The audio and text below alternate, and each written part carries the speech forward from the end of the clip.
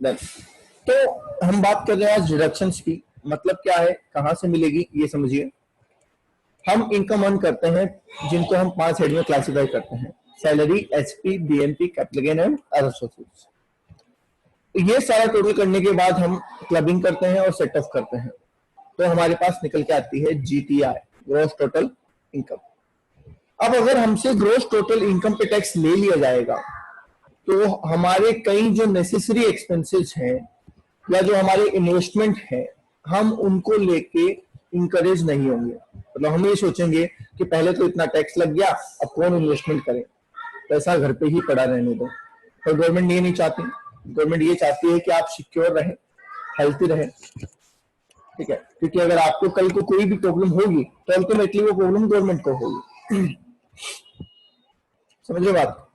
तो गवर्नमेंट आपको प्रमोट करना चाहती है कि आप क्या करें, इन्वेस्टमेंट करें, और ऐसी जगह इन्वेस्टमेंट करें जिससे आपकी जो बेसिक नीड्स है, जैसे कि मेडिकल, एजुकेशन, ठीक है, और इमरजेंसी लाइक डेथ एक्सेट्रा, तो ऐसी इमरजेंसीज वगैरह से आपका परिवार सुरक्षित रहे, उसके लिए आप इन्वेस्टमेंट करो तो आपको हम टैक्स बेनिफिट दे देंगे, ऐसा गवर्नमेंट ने बोला। क्योंकि इंडिया में देखो एक प्रॉब्लम है, हमारे यहाँ हम कोई काम तब तक नहीं करते जब तक हमें उसमें कुछ फायदा ना दिखे। फायदा कैसा? मॉनेटरी फायदा। जब तक हमें किसी काम में कोई मॉनेटरी फायदा नहीं दिखता ना, हम नहीं करते। समझ गए? आप एलआईसी करवाना है, भाई एलआईसी करवा रहे हैं तो आपकी फैमिली के लिए अच्छा है ना, पर नहीं। आज भी बहुत सारे लोग एलआईसी इसलिए नहीं करवाते कि फैमिली की सिक्योरिटी है, वो एलआईसी इसलिए करवाते हैं कि टैक्स में छूट मिलेगी। बोलो सही कह रहा हूं? प्रैक्टिकल लाइफ में आज भी बहुत सारे लोग इसलिए एलआईसी करवाते हैं कि टैक्स में छूट मिलेगी, ठीक है। इसलिए नहीं करवाते कि मेरी फैमिली सिक्योर रहेगी। मेडिक्लेम इंश्योरेंस इसलिए करवाते हैं कि टैक्स में छूट मिलेगी। इसलिए नहीं करवाते कि मुझे कल को मैं बीमार हो गया तो खर्चा बचेगा, ठीक है। सीए ने कह दिया, ठीक है, कि साहब आपको टैक्स बचाना है। बोला हाँ सब बचाना है। बोले क्या करें? बोले आप एलआईसी करवा लो। बोले ठीक है सर। एनएससी में पैसा डाल दो। बोले ठीक है सर। तो टैक्स बचाने के लिए इन्वेस्टमेंट कर रहे हैं हम, इन्वेस्टमेंट के लिए या हमारी सिक्योरिटी के लिए इन्वेस्टमेंट नहीं कर रहे, ठीक है। तो इसलिए गवर्नमेंट ने भी ये बात समझी और उन्होंने आपको इंकरेज करने के लिए कुछ डिडक्शंस आपको दी और कहा कि आप वहां इन्वेस्टमेंट करते हैं जहां हम बता रहे हैं तो हम आपको डिडक्शन दे देंगे। और डिडक्शन देने का मतलब है उतने अमाउंट पे आपको टैक्स पेमेंट नहीं करना पड़ेगा, मतलब टैक्स में छूट दे देंगे, सिंपल ये मान लीजिए। और कुछ अदर बातें भी करी, जैसे कि कुछ मजबूरियां हैं उनको भी कंसीडर किया और उनके नाम पे भी आपको डिडक्शन दी गई। आई बात समझ में? तो इन्वेस्टमेंट करने के इंकरेज करने के लिए डिडक्शन दी, कुछ मजबूरियों के लिए, ठीक है, ऐसा लिख देता हूँ, प्रॉब्लम्स के लिए भी आपको डिडक्शन दी। उसके बाद बैकवर्ड एरिया को आगे लाने के लिए हमारा क्या होता है सीन कि अगर आज आपको फैक्ट्री लगानी है, ठीक है, मैं आपसे पूछता हूँ, चलिए अगर आप में से किसी को आज फैक्ट्री लगानी है या बिजनेस स्टार्ट करना है तो 4 स्टेट बताता हूँ आपको: दिल्ली, मुंबई, कोलकाता और आसाम। दिल्ली, मुंबई, कोलकाता और आसाम मान लीजिए। कहाँ स्टार्ट करेंगे आप? आसाम में। और आसाम में करेंगे सारे। वाई? रीजन? वहां तो कस्टमर नहीं मिलेगा आपको। फैक्ट्री तो आप लगा लोगे, वहां तो कस्टमर नहीं मिलेगा आपको।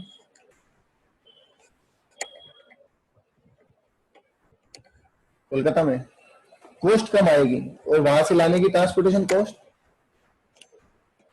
मान मान लिया कि हो सकता है वहां ऑपरेटिंग कॉस्ट जो है वो कम आए, और वहां से लाने की कॉस्ट, जैसे आप पानी की बोतल बेचते हैं, मान लिया पानी का प्लांट लगाना आपको मिनरल वाटर का, तो कहाँ लगाएंगे आप? आसाम में बनाएंगे फिर लाके दिल्ली में बेचेंगे, ऐसा?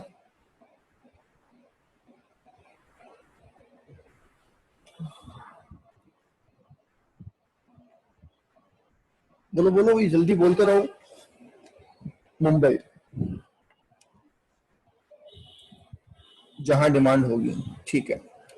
अच्छा चलो दूसरा एग्जांपल एक और दे देता हूँ, मतलब आपने अभी तो अपना अपना प्रेफर्ड सुन लिया, दूसरा एग्जांपल देते हैं आपको। आपको एक मॉडर्न फैशन के कपड़े बनाने, जो आपके बुटीक स्टाइल के कपड़े बनाने हैं, उसके लिए आपको एक फैक्ट्री लगानी है, मुंबई या बिहार? बोलो, मुंबई या बिहार? मुंबई या बिहार? मुंबई मुंबई मुंबई। तो देखिए, अगर सारे लोग ही बड़ी सिटीज की तरफ भागेंगे तो बड़ी सिटीज में तो क्या हो जाएगी, भीड़ भाड़ हो जाएगी, और छोटी सिटीज खाली हो जाएगी। ठीक है, वहां पे सब चीजें पॉल्यूशन वगैरह ज्यादा हो जाएगा, इधर प्रॉब्लम हो जाएगी। तो यहाँ पे बैकवर्ड एरियाज को बढ़ाने के लिए कुछ डिडक्शन दी गई है। ठीक है, तो बैकवर्ड एरिया को बढ़ाने के लिए डिडक्शन दी, समझ गए? बैकवर्ड एरिया को बढ़ाने के लिए डिडक्शन। ठीक है, और ऐसे बिजनेस जो लोग कम करना चाहते हैं, कुछ बिजनेस ऐसे हैं जो देश के लिए तो अच्छे हैं पर लोग नहीं करना चाहते, तो उन बिजनेस को भी डेवलप करने के लिए रिडक्शन दी गई। जैसे आपको बोला गया कि झुग्गी बस्तियों की जगह आप घर बनाओ और कम रेट में बना के दो। आप कहेंगे नहीं साहब, हम तो बिल्डिंग बना के रिहायशी इलाके में बेचेंगे तो पैसा ज्यादा मिलेगा। ठीक है, तो इन सब चीजों के लिए आपको रिडक्शन दी गई है। ओके, चलिए। अच्छा, बीच में मैं एक बात एक बार बोलना चाहूंगा, एक मिनट। चलिए, तो डिडक्शंस फ्रॉम जीटीआई क्या कह रहा है? देखिए, कुछ ध्यान रखने वाली बातें पहले मैं बताता हूं आपको। Deduction can not exceeds GTI. Deduction कभी भी जीटीआई से ज्यादा नहीं हो सकती। बताओ, सही है क्या ये बात? डिडक्शन कभी जीटीआई से ज्यादा नहीं हो सकती। आप कहेंगे सर इसमें बताने वाली बात क्या है? ये तो लॉजिकल है। क्या ऐसी सिचुएशन आ सकती है कि आपको ये कंफ्यूजन हो जाए कि डिडक्शन ज्यादा होगी या नहीं होगी?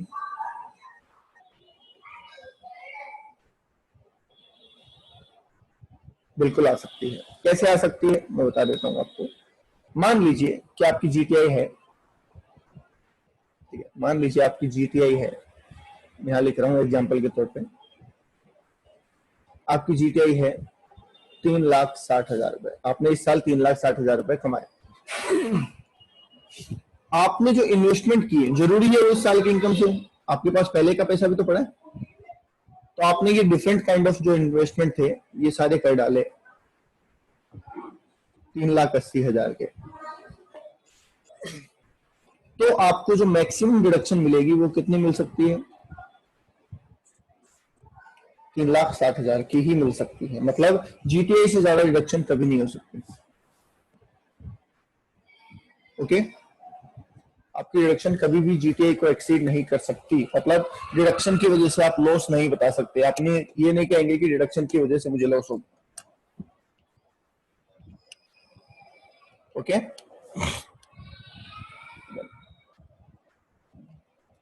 दूसरा पॉइंट कह रहा है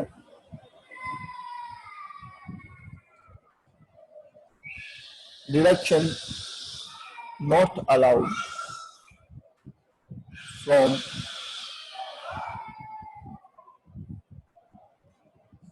फॉलोइंग इनकम। कुछ इनकम ऐसी है जिनमें से डिडक्शन अलाउड नहीं है। कुछ इनकम ऐसी है जिनमें से डिडक्शन अलाउड नहीं है। ठीक है, वो इनकम कौन सी है?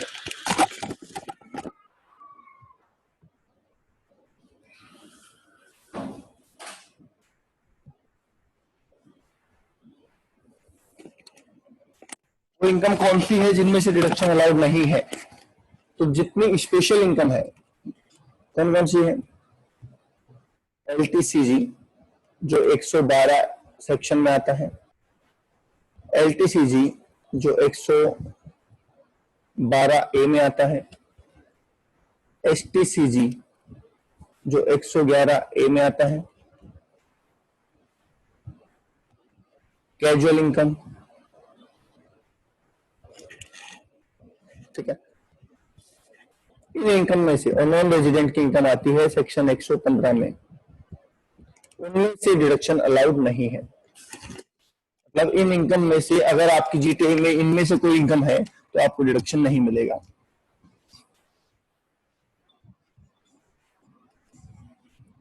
ओके,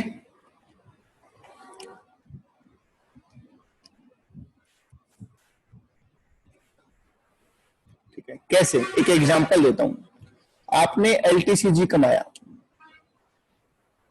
40,000 रुपए, आपने अदर सोर्स की इनकम कमाई 60,000 रुपए, टोटल इस साल में आपने 1 लाख रुपए कमाए जीटीआई। ठीक है, मान लीजिए आपने पीपीएफ में पैसा डाल दिया, कितना, 90,000 रुपए। तो पीपीएफ में पैसा जब डाला आपने 90,000 रुपए, तो आप उसके लिए एलिजिबल है डिडक्शन देने के लिए? बिल्कुल एलिजिबल है। तो आप लेस करेंगे डिडक्शन अंडर सेक्शन 80C। कितनी, बोलो कितनी लेस करेंगे? 60,000 रुपीज। वैसे तो मैंने पैसा 90,000 डाला है और मैं 90,000 के लिए एलिजिबल था, बट क्योंकि मेरी इनकम में 40,000 का एलटीसीजी है और एलटीसीजी में से तो मिलते नहीं ना, तो इसलिए मुझे 60 की ही मिलेगी डिडक्शन और 40,000 रुपए मेरे को टैक्सेबल इनकम में लेना पड़ेगा, जिसको हम टोटल इनकम बोलते हैं। आई बात समझ में? ठीक है। स्नेहा, अंतिमा, रोहित, सत्यम, तो बेटा ये है इसका पॉइंट। ठीक है, तो इनमें से डिडक्शन नहीं मिलेगी आपको। आगे चलते हैं। दो तरीके की डिडक्शन यहाँ पे है।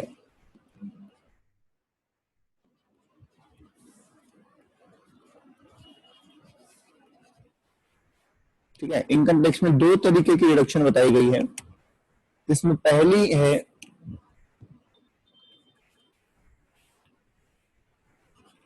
Payment based deduction. हाँ जी। और दूसरी है इनकम बेस्ड डिडक्शन। पहली है पेमेंट बेस्ड डिडक्शन और दूसरी है income based deduction. Payment based deduction का मतलब ये कि ये डिडक्शन आपको तभी मिलेगी जब आपने कोई पेमेंट किया हो और जो हमने बताया वो पेमेंट किया हो। ठीक है, यहाँ पे कुछ सेक्शन है, ज्यादा नहीं है, 80C से लेके 80GGC तक है। ठीक है, 80C से लेके 80GGC तक है और इसमें 80IA से लेके 80U तक है। दोबारा सुन लो, ये डिडक्शन आपको तभी मिलेगी जब आपने वो पेमेंट किया हो जो हमने आपको बताया। हमने कहा LIC में डाल दो, आपने डाल दिया। हमने कहा मेडिक्लेम करा लो, आपने करवा लिया। हमने कहा डोनेशन दे दो, आपने दे दिया। तो जो पेमेंट हमने बताया, अगर वो पेमेंट आपने किया है तो आपको यहाँ डिडक्शन है। ठीक है, और यहाँ पे अगर जिस तरीके की इनकम हम बता रहे हैं वैसी इनकम आपको है। हमने कहा कि आप वेस्ट को बेच के, कचरे को बेच के पैसा कमाओगे तो हम डिडक्शन देंगे, तो अगर आपने कमाया है तो डिडक्शन ले लो। हमने कहा आप होटल बना के अगर पैसे कमाते हो तो छूट दे देंगे, आपने होटल बना के अगर कमाया तो छूट ले लो। समझ रहे? तो जो हमने बताया वो काम अगर आपने किया है और उससे पैसा कमाया है, क्योंकि इनकम बेस्ड है ना, तो उससे अगर पैसा कमाया है तो आपको ये डिडक्शन मिलेगी। ओके, क्लियर है?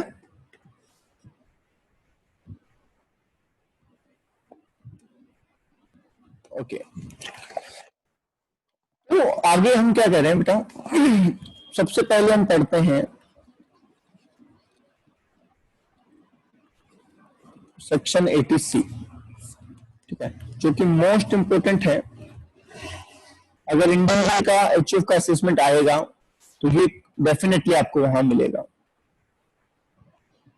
ठीक है, ये सेक्शन एप्लीकेबल है इंडिविजुअल और HF पे सिर्फ। ओके,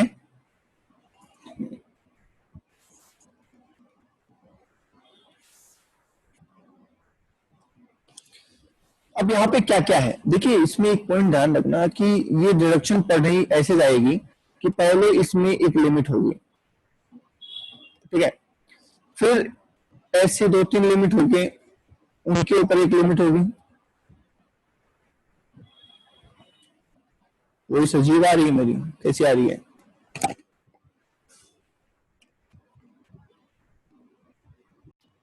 ठीक है, तो पहले ऐसी कुछ लिमिट्स होगी, एक आइटम पे लिमिट, दूसरे आइटम पे लिमिट, तीसरे आइटम पे लिमिट, फिर तीनों पे मिला के एक लिमिट होगी, समझ रहे हैं? और फिर उस पे भी मिला के एक लिमिट होगी। इस तरीके से कई लिमिट्स यहाँ पे होती है। डन। तो हमें वो सारी लिमिट्स को ध्यान में रखना है। सबसे पहला आइटम इसमें जो आ रहा है वो आ रहा है LIP, लाइफ इंश्योरेंस प्रीमियम। ठीक है, कुछ लोग LIC बोलते हैं इसको, वैसे LIC नहीं बोलना चाहिए, LIC तो कंपनी का नाम है। ठीक है, तो इसको बोलते हैं LIP, लाइफ इंश्योरेंस प्रीमियम। ठीक है, चाहे वो आप LIC वाली कंपनी से कराओ, चाहे वो किसी और कंपनी से कराओ।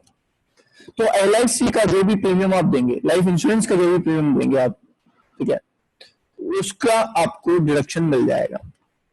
ठीक है, पर कितना मिलेगा तो ये समझिए, इसमें भी बहुत सारी कंडीशंस हैं। If policy is taken, if policy is taken before 1 अप्रैल 2012, अगर आपने पॉलिसी 1 अप्रैल 2012 से पहले ली है तो कितना डिडक्शन मिलेगा? सत्यम बोलो, कितना लिखूं? 20% ऑफ किसका? सम एश्योर्ड का। मैक्सिमम, ये जो अमाउंट हम बोल रहे हैं, दीज आर मैक्सिमम अमाउंट्स। आपने जितना पेमेंट किया है उसकी डिडक्शन आपको मिलेगी, पर वो डिडक्शन 20% ऑफ सम एश्योर्ड से ज्यादा नहीं होनी चाहिए। अब आप कहेंगे सर सम एश्योर्ड क्या है? तो जितने रुपए की आप पॉलिसी लेते हैं उसे सम एश्योर्ड कहा जाता है। जैसे आप ये कहें कि भैया मुझे कुछ हो जाए तो मेरे घर वालों को 50 लाख रुपए मिलने चाहिए, अकॉर्डिंगली मैं प्रीमियम भर दूंगा, तो 50 लाख रुपए आपके लिए सम एश्योर्ड होगा। ठीक है, जितने की पॉलिसी है उसको सम एश्योर्ड बोलते हैं। तो जितने आपने प्रीमियम किया वो, या फिर 20% ऑफ सम एश्योर्ड, दोनों में जो भी कम हो।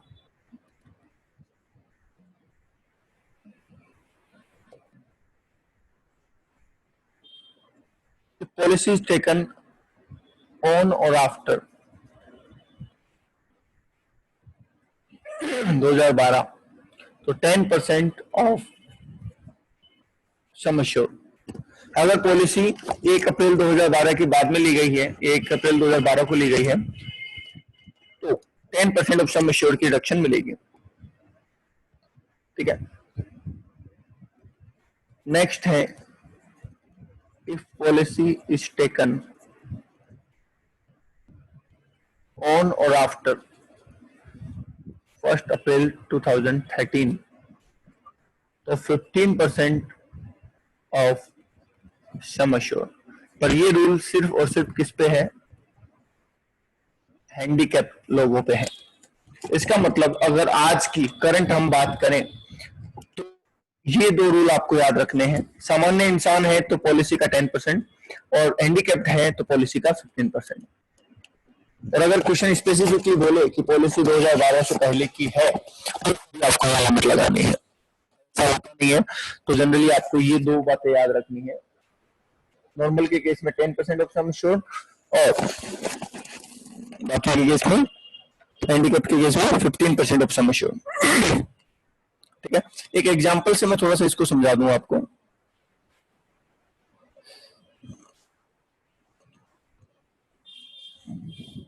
मिस्टर ए ने एक पॉलिसी ले रखी है, सम एश्योर्ड है 2 लाख रुपए।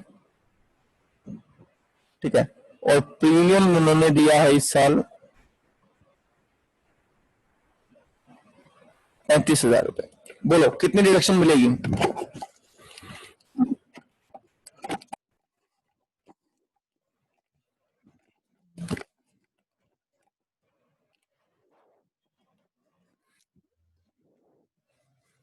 ठीक है, 20,000 मिल जाएगी। ओके, क्यों? 10% ऑफ सम एश्योर्ड या 35,000 रुपए, जो भी कम हो, तो हमें 20,000 की डिडक्शन मिल जाएगी।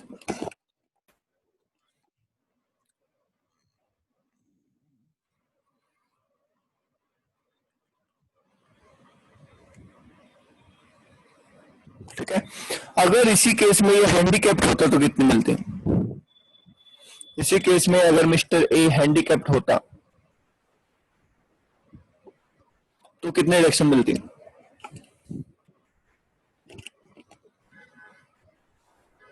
30,000 रुपए। ठीक है, क्योंकि 15% हो जाता। तो बस यही ध्यान रखना है। चलिए, इसके अलावा और कहां कहां आप पैसा लगा सकते हैं 80C में छूट पाने के लिए? ठीक है, तो LIC के बाद में NSC, नेशनल सेविंग सर्टिफिकेट्स। अगर आपको फुल फॉर्म लिखनी है लिख लीजिए, मैं बोल रहा हूं।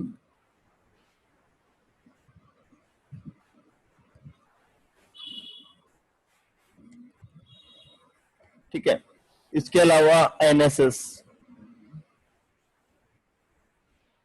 National saving scheme. इसके अलावा PPF, public provident fund, SAF, superannuation fund, SPF, statutory provident fund. ठीक है, जो हमने सैलरी में पढ़े थे ना, वो सारे हैं ये। ठीक है, और RPF, रिकॉग्नाइज प्रोविडेंट फंड। इन किसी भी फंड में आप पैसा लगाइए, 80C के लिए आप एलिजिबल हो जाएंगे। ठीक है, फिक्स डिपॉजिट फॉर 5 years और मोर, 5 साल या उससे ज्यादा के लिए अगर FD करवाई है तो भी आप इस सेक्शन में एलिजिबल है डिडक्शन लेने के लिए। ओके, इसके अलावा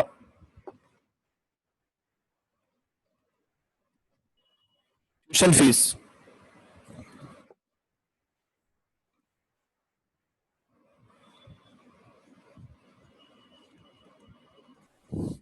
tuition fees for whole time education.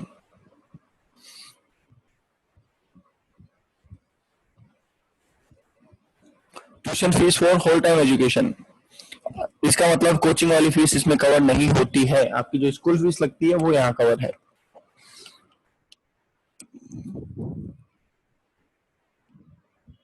Repayment of housing loan, आप जो हाउसिंग लोन लेते हैं उसका जब रीपेमेंट करते हैं तो उसमें भी डिडक्शन मिलती है आपको। ठीक है, कौन से पार्ट की? प्रिंसिपल पार्ट की, क्योंकि इंटरेस्ट पार्ट की तो आप HP में डिडक्शन ले चुके होते हैं।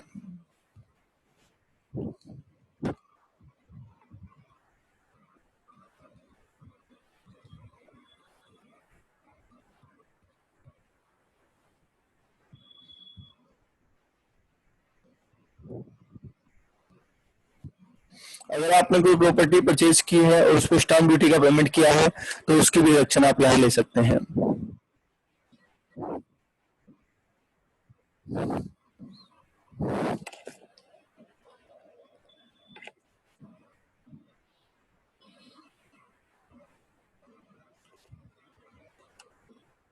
नेक्स्ट है सुकन्या समृद्धि स्कीम, इसमें भी आप पैसा लगा सकते हैं, ये भी एलिजिबल हो जाएगी। ठीक है, इसके अलावा म्यूचुअल फंड्स,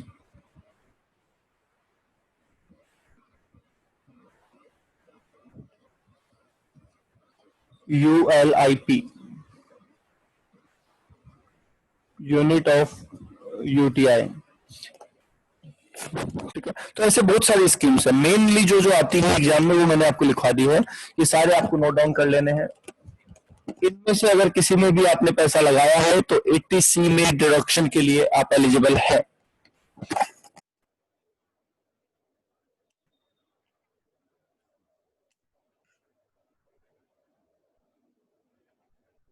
इनमें से किसी में भी आपने पैसा लगाया है तो 80C में डिडक्शन के लिए आप एलिजिबल हो जाएंगे।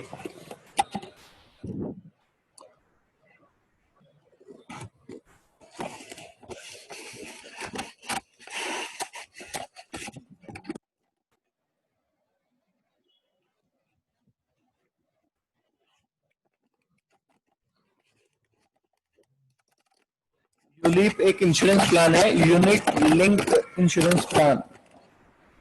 ULIP is an insurance plan.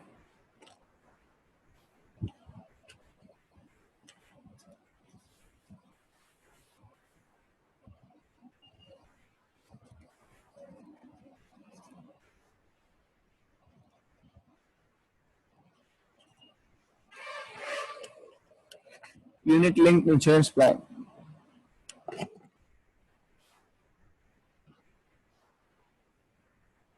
हाँ बिल्कुल जय, बिल्कुल।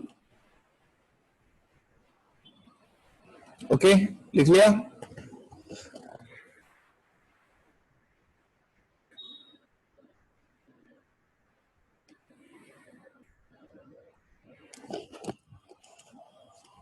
ओके, ये कंप्लीट लिस्ट नहीं है, इसमें बहुत सारे आइटम हैं, पर मेनली मैंने आपको लिखवा दिए हैं।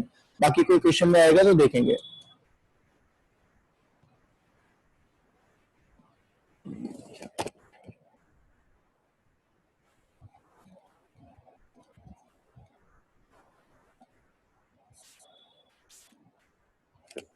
बाद में आ रहा है सेक्शन 80C।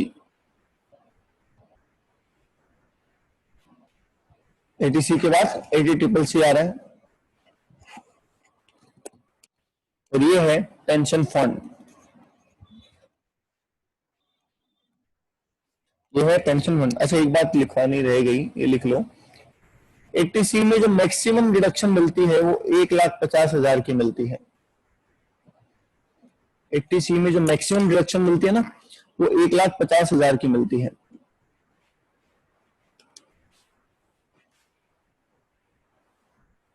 सारे आइटम जोड़ने के बाद NSC, PPF वगैरह सब जोड़ लो।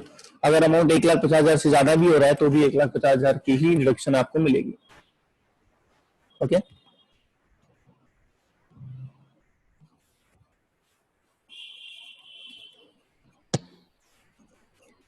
अमाउंट इन्वेस्टेड और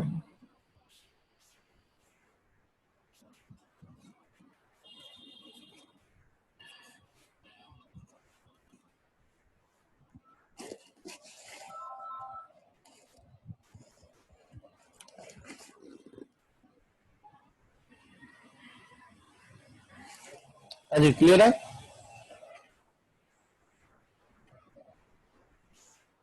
80CCC सिंपल सा है। पेंशन फंड में अगर आपने कोई पैसा लगाया है तो जितना आप पैसा लगाए वो या 1.5 लाख रुपए, दोनों में जो भी कम हो उतने की डिडक्शन आपको मिल जाएगी।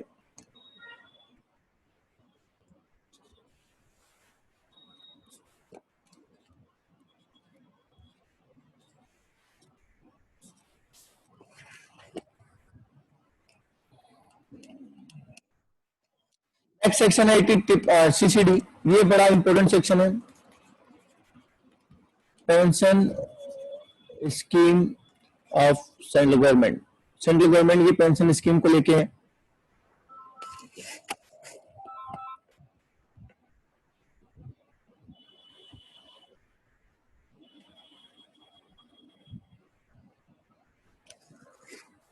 ओके, क्या कह रहा है इसको बड़े ध्यान से समझ लेना, मोस्ट इंपोर्टेंट पॉइंट है और कंफ्यूजिंग भी है, इसलिए बड़े ध्यान से समझ लेना। देखिए, पेंशन स्कीम में दो लोग पैसा लगाते हैं, एक हम और एक हमारा बॉस। ठीक है, और वो कब बात आती है, जब हम एम्प्लॉयड बंदे की बात कर रहे होते हैं, और जब हम सेल्फ एम्प्लॉयड की बात कर रहे होते हैं तो ऐसा कुछ नहीं होता। ठीक है, एक सेकंड।